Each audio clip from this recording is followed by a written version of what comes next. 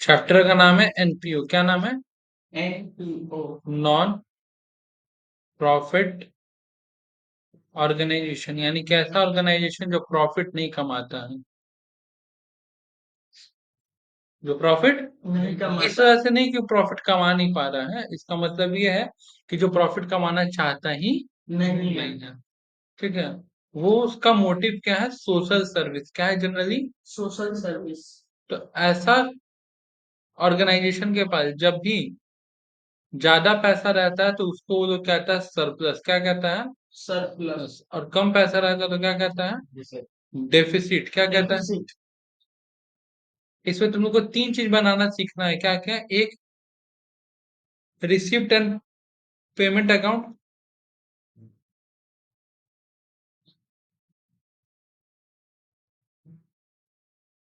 दूसरा सीखना है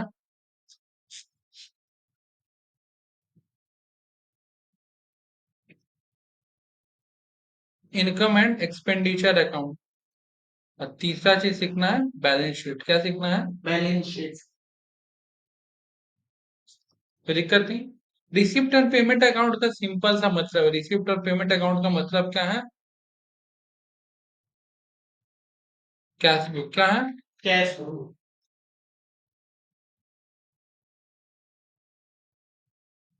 तो दिक्कत।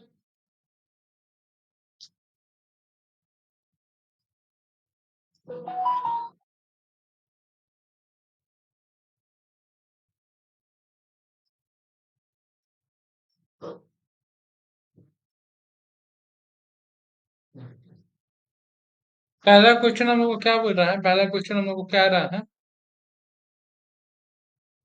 From the following information particular prepare receipt और पेमेंट अकाउंट। कैसा बनता है जरा देखो। तुमको क्वेश्चन में सबसे पहले ये ढूंढना है कि कहाँ से कैश आ रहा है और कहाँ से कैश जा रहा। इस दोनों वर्ड का मतलब क्या है? ये तुम्हारा ओपनिंग बैलेंस है। क्या है? Opening balance. Opening cash in hand और कैश एट बैंक। इसका मतलब हो गया बैलेंस बीडी। क्या हो गया? बैलेंस बीडी, जैसे कैश बुक में लिखते थे। हाँ। अच्छा, सब्सक्रिप्शन, पैसा आ रहा है। वह सब्सक्रिप्शन क्या होता है? मान लो हम किसी जिम, किसी क्लब, किसी स्विमिंग क्लब का, इन सब का पूरे साल का सब्सक्रिप्शन ले लिए, ज्वाइन करना। ज्वाइन किए, ठीक है। और उन लोग का उद्देश्य प्रॉफिट कमाना नहीं है। सोसाइटी में एक मान लो गेम प्रमोट है, जैसे कि मान लो कोई क्रिकेट इंस्टीट्यूट है जो क्रिकेट सिखाता है, उसका मेन मकसद प्रॉफिट कमाना नहीं है। उसका मेन मकसद क्या है? स्पोर्ट्स को प्रमोट करना। तो वो लोग साल भर का फीस मान लो एक ही संग लेंगे, इसको कहते हैं सब्सक्रिप्शन। बात समझ आया तो?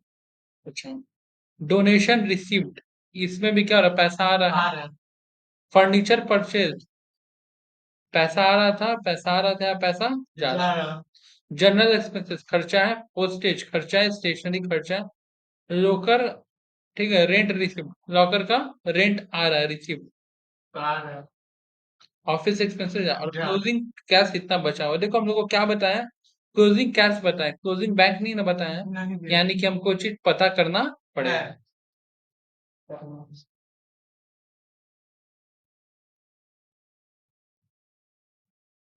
सबसे पहले देखो क्या लिखा है वो, टू बैलेंस मीडियम। अब तुम लोग बोलोगे भैया जब कैश बुक बनता था और बैंक और कैश रहता था तो डबल कॉलम बनता था। क्या बनता था? Double colour.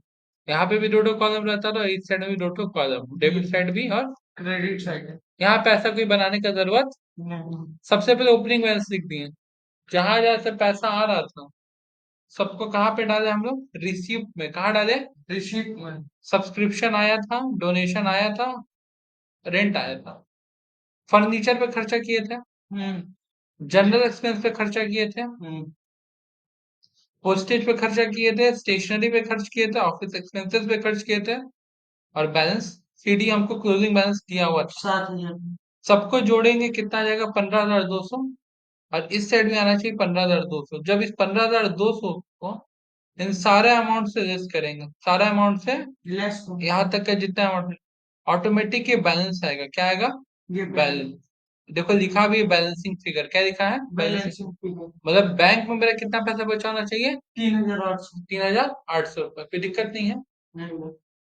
ये होता है हम लोग का रिसिप्ट एंड पेमेंट। इसमें सिंपल लगा करना है, जहां जहां से पैसा आएगा रिसिप्ट में लिखना, जहां जहां पैसा जाएगा एक्सपेंडिचर, कोई दिक्कत नहीं है।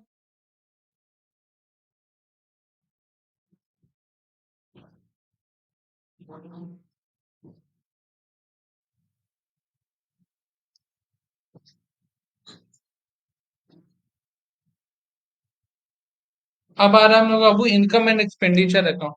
भाई इनकम एक्सपेंडिचर किसकी तरह बनता है? ये बनता है पूरा पीएल की तरह। किसकी तरह? पीएल की तरह। ठीक है। इसको बनाते वक्त याद रखना, केवल इस साल का इनकम लेना है, केवल इस साल, और केवल इस साल का खर्चा लेना है। ठीक है। क्या कहने का मतलब समझाते हैं। मान लो कि हम एक ही बार में 5 साल का कहीं पे जाके फीस दे दिए। ठीक है। उन लोग कैश बुक में पूरा 5 साल का फीस लिखेगा। लेकिन जब वो लोग इनकम और एक्सपेंडिचर बनाएगा ना, तो मान लो 5 साल का फीस दिए 5,000 रुपया, तो वो लिखेगा कि केवल 1,000 रुपये इस साल का फीस है, और जो बाकी का 4,000 रुपये फीस है वो एडवांस है। क्या है? लेकिन यहाँ पे कैश बुक में से यानी कि रिसिप्ट और पेमेंट अकाउंट में तो ऐसा कुछ नहीं बोला था करने को। वहां पे जहां जैसा पैसा है लिख दो, और जहां जहाँ खर्च हो रहा है वो लिख दो। यहाँ पे क्या कर रहा है कि किस समय का ये मायने बहुत ज्यादा रखता है। और जो जिस साल का इनकम होगा उसको उसी साल के इनकम में लिखेंगे, जो जिस साल का खर्च होगा उसको उसी साल के खर्च में लिखेंगे, बात खत्म है। उसको कैश से कोई लेना देना है नहीं।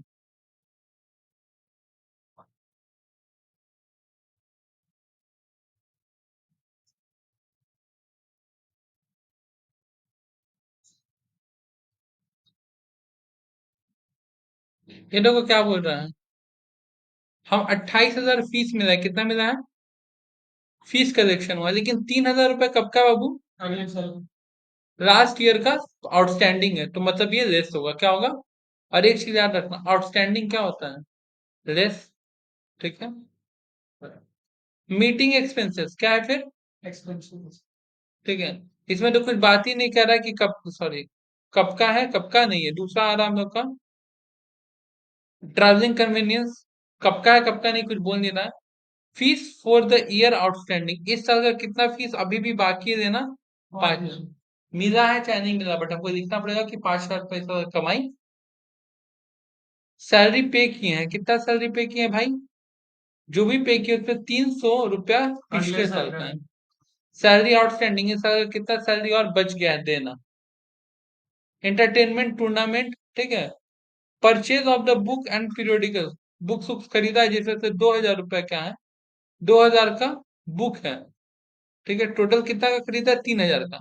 3,000 में से 2,000 रुपए का बुक्स खरीदा है, तो 1,000 रुपए का क्या खरीदा होगा? पीरियोडिकल। रेंट कितना दे रहा है? 1,200। और पोस्टेज और टेलीग्राम 1,700। देखते हैं हम लोग कैसा बनता है इनकम और एक्सपेंडिचर। यहाँ पे भी दो खर्चा दिया है, ध्यान से देखना होगा। सैलरी में 2,400 रुपए दिया था, कितना दिया था? 24। जो लास्ट ईयर का था आउटस्टैंडिंग को क्या कर दिए? लेस। और इस ईयर को क्या कर दिए? ऐड। ऐड। कहने का मतलब समझो, आपको 2,400 रुपया मिला है, बट ये आपका इस साल का कमाई 2,400 रुपया नहीं है। इसमें से 300 रुपया आप पिछले साल कमा लेते, आपको नहीं मिला था, वो बात का बात है। तो आपका इस साल का सच्चाई कमाई कितना हो गया? 2,100। और इस साल आपको और 400 रुपये मिलना चाहिए था, जो नहीं मिला है, जो आपको बाद में हम दे देंगे। बट कमाई तो इसी साल का है ना। बात समझा? तो इसको कहते हैं एक्रूअल बेसिस। क्या कहते हैं? Accrual basis. कंसेप्ट समझ में आया? जिस साल का हमको जरूरत होगा उसी साल का सब पकड़ेंगे। लास्ट ईयर का रेस्ट कर दिया, इस ईयर का जोड़ दिया, आ गया। नेक्स्ट क्या हम लोग का? एंटरटेनमेंट एक्सपेंसेस, ठीक है। Tournament expenses, meeting expenses, travelling expenses.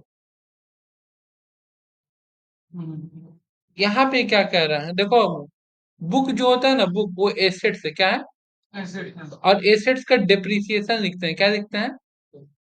Assets का क्या लिखते हैं? डेप्रिसिएशन। एसेट्स का कभी भी पूरा दाम नहीं लिखा जाता है। लेकिन 1,000 रुपए का क्या है? पीरियोडिकल्स। 3,000 का क्या था? बुक्स।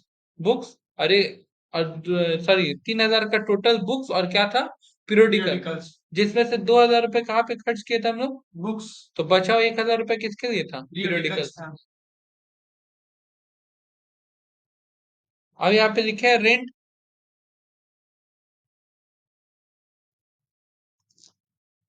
फिर लिखे पोस्टेज, प्रिंटिंग पे दिक्कत। नहीं। इस साइड देखो,